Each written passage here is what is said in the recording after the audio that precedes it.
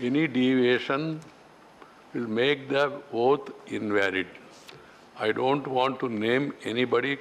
One of the members has to take again today the oath because of such deviation. Other things and all what people are saying other than this will not be part of the record, one. And secondly, it will invalidate your oath. If somebody questions, then it will be a problem also. Please keep this in mind. And also follow my advice. Members can come here, take oath, sit, sign the register, and then offer namaskara and go back to the respective seats. Even going around the chairman because of COVID only. Otherwise, I have no problem. As I told earlier, one can meet afterwards and then greet and also spend time with other, including the readers, etc. This practice has to be followed by all.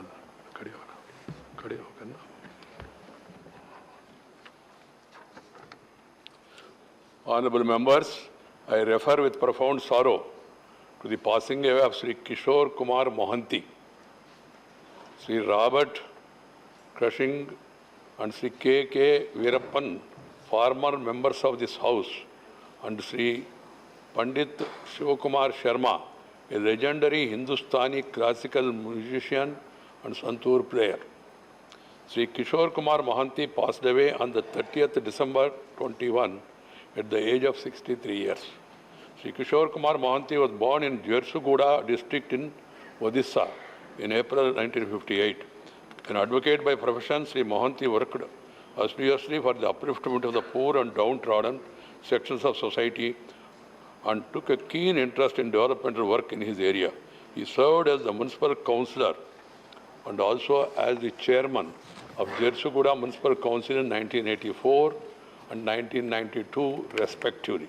Sri Mohanty started his legislative career as a member of the Odisha Legislative Assembly in the year 1990 and was serving for the fourth term in that assembly at the time of his sad demise. He also served as the Speaker of the Odisha Legislative Assembly from 2008 to 2009. Sri Kishore Kumar Mohanty represented the state of Odisha in this House from August 2009 to April 2012. In the passing away of Sri Kishore Kumar Mohanty, the country has lost a dedicated social worker and an able parliamentarian. Sri Robert Kharshiing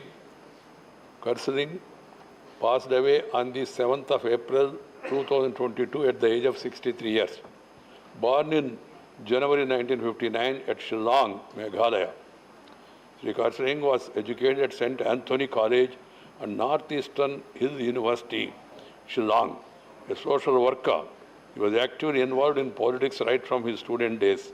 He served as the president of the Kasi Students' Union, and as general secretary of the Meghalaya Students' Union from 81 to 1983. He also served as a member of the court of the Northeastern Hills University. Sri Kharshiing started his legislative career as a member of the Meghalaya Assembly in the year 1990 and served that assembly till 1993. He also served as the deputy chairman of the Meghalaya State Planning Board. Sri represented the state of Meghalaya in this House from April 2002 to April 2008. The passing of Sri Robert Kharshiing, the country has lost a dedicated social worker and an able parliamentarian.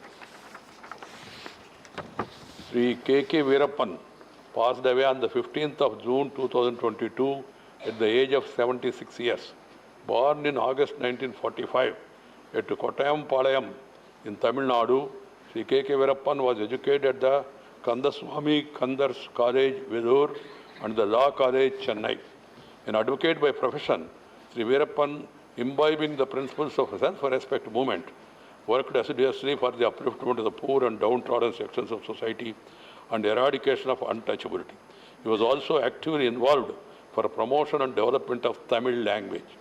Sri K. Veerappan represented the state of Tamil Nadu in this House from April 1990 to April 1996. In the passing away of Sri K. Veerappan, the country has lost a dedicated social worker and an able parliamentarian. Pandit Shivkumar Sharmaji passed away on the 10th of May 2022 at the age of 84 years. Born January 1938 in Jammu, Pandit Shivkumar Sharma was first staff. Staff, अपना जगह पे जाओ. Condolence हो रहे तो आपको कोई आना नहीं, किसी को बुलाना नहीं. See, Sharmaji was first initiated into music by his father, Pandit Uma Dutt Sharmaji, at tender age of 5, training in vocal and playing tabla. However, this real charm and charisma lay in playing Santoor, the training for which he also started under the mentorship of his father at the age of 13. A pioneer in the realm of classical music, Pandit Shivkumar Sharma will profoundly be known for introducing Santoor to the Hindustani classical music, dispelling the skepticism regarding the stability of Santoor for classical music. Panditji not only established the instrument in the classical prantham with Aplam, but also played a remarkable ability to seamlessly blend traditional with contemporary and classical with popular music. He also delivered many mesmerizing performances in collaboration with Pandit Hariprasad Chaurasia, a flutist. The duo came to be popularly known as Shiva Hari Duo and have composed music for several movies also. For Pandit Shivkumar Sharma, music was not just a performance, but was akin to a meditative journey. It was indeed this passion of his that enabled him to very skillfully blend the tunes of Santoor with the long-established symphony of Hindustani classical music. Panditji, like a true maestro, took keen interest in encouraging aspirant artists and was a fountain of inspiration to them. The Pandit Shivkumar Sharmaji was a recipient of several prestigious awards, notable being Sangeet Natakam Award, Padma Shri and Padma Bhushan.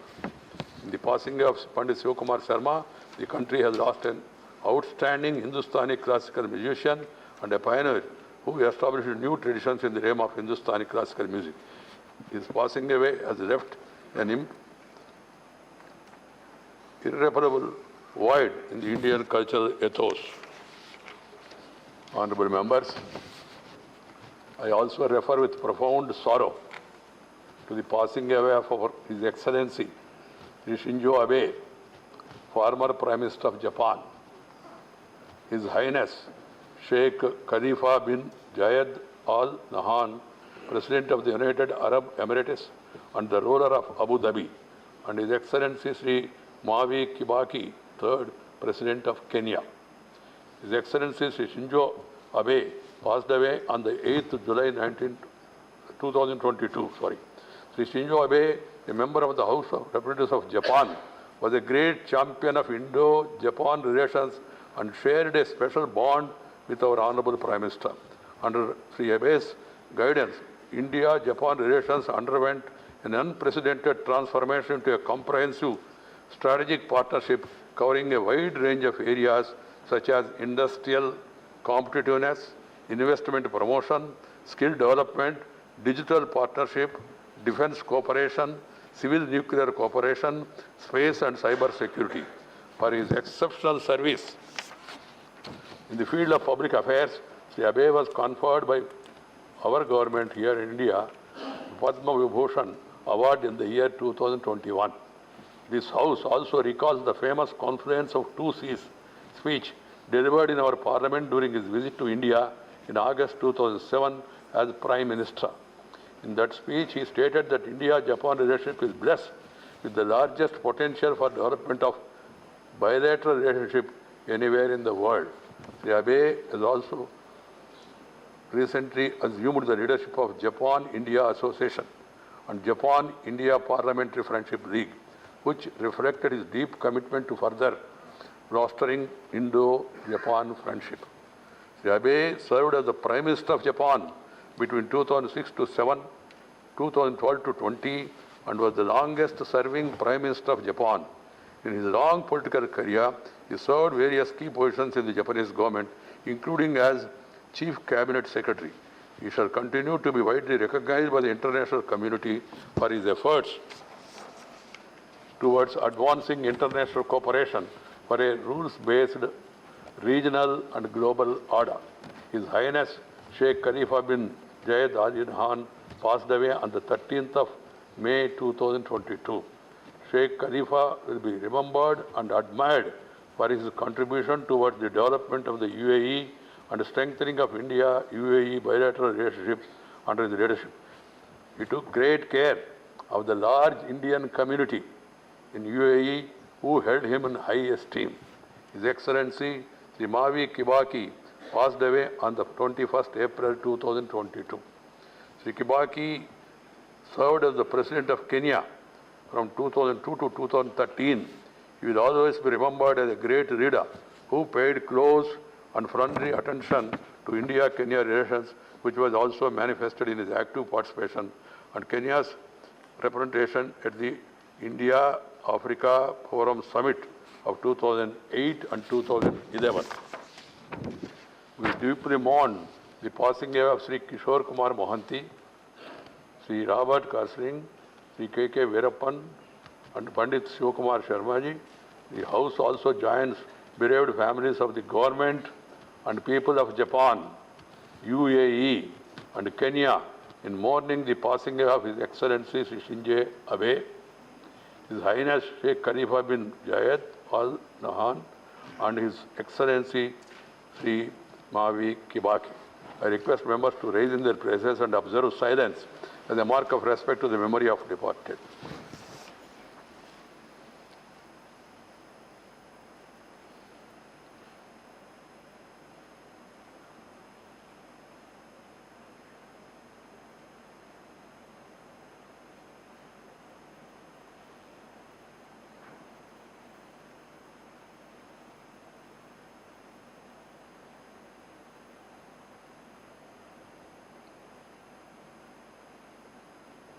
Om Shanti, Shanti, Shanti. Secretary General will convey to the members of the bereaved families our sense of profound sorrow and deep sympathy. Please, let me complete, Let me complete. Honorable members, on 5th June, please, let me complete what I have to say. Then, please. No, the chair is in the course of saying something which has to be first taken up and then later the other things can be discussed. There is no problem. If you all know the rule position also. Honorable members, on 5th June 2022, a group of 5 terrorists attacked the St. Francis Xavier Catholic Church in Ando state of Nigeria, while worshippers were celebrating Pentecost.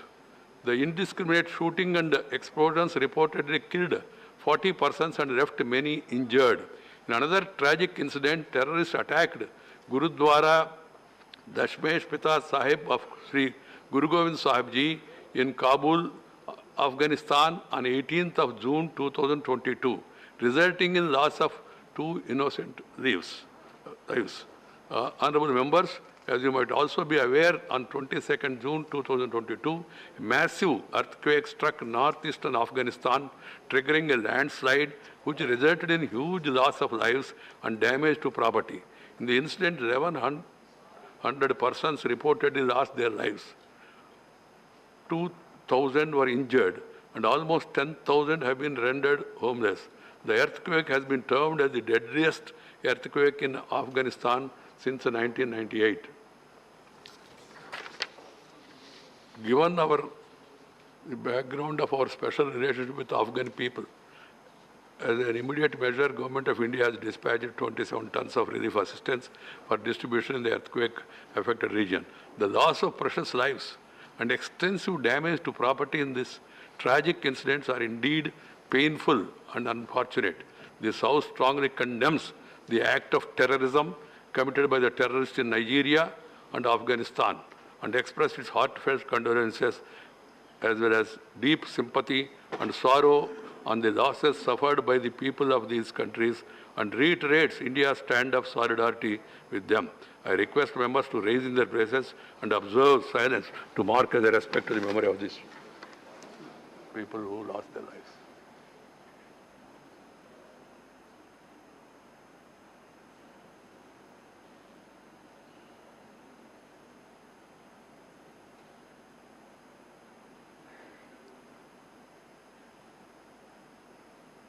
Shanti, Shanti, Shanti. Please. I have to, please, let me come. Wait, please.